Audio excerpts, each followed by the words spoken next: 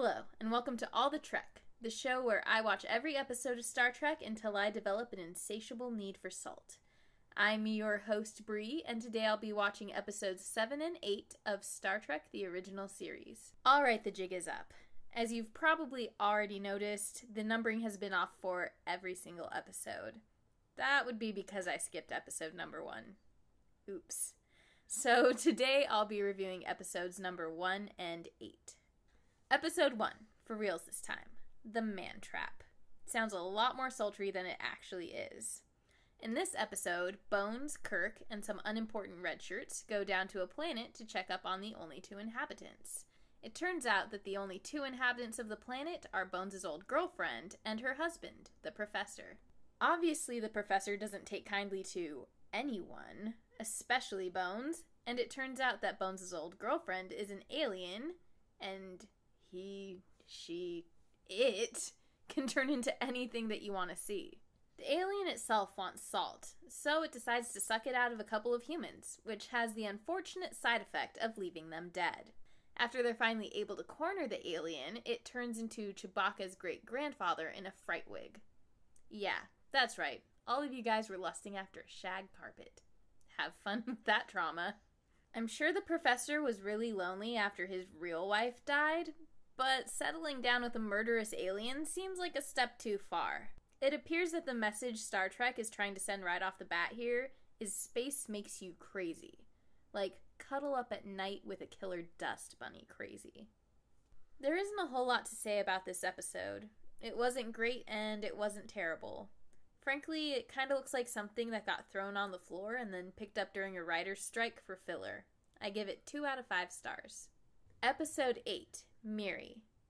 This episode looks just like it took place on a Twilight Zone set. I swear, the set from 2 is the exact same set that they used in Miri, and 2 was filmed half a decade earlier. Maybe the apocalypse looks the same no matter what planet you're on. Regardless, in this episode, Kirk gets a little bit Humbert with a young lady named Miri. She's one of the few survivors on a planet that was devastated by a deadly virus. The planet resembles Earth in pretty much every way, except once you hit puberty, you contract a deadly virus that turns you into a blue meanie. The other is childhood lasts like 300 years. Basically, the entire planet is populated by self-aggrandizing little snots, and Rand is the only person who cares enough to make sure that the kids are okay.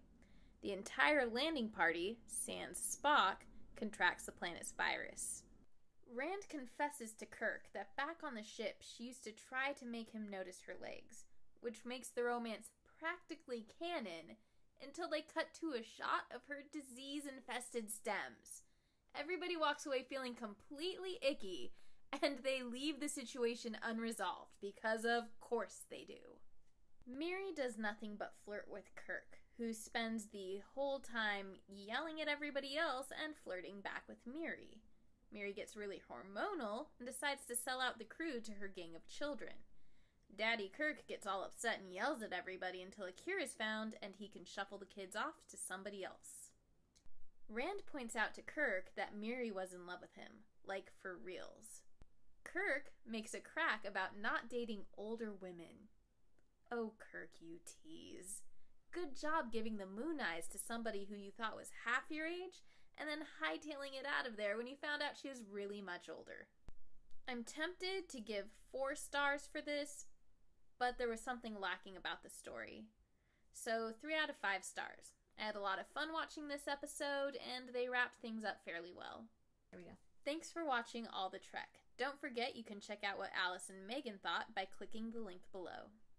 You can also find more content on the Educating Geeks website. We're also on social media, so check us out on Google+, Facebook, Tumblr, and Twitter. Join me next week for another Trek Tuesday. Live long and prosper.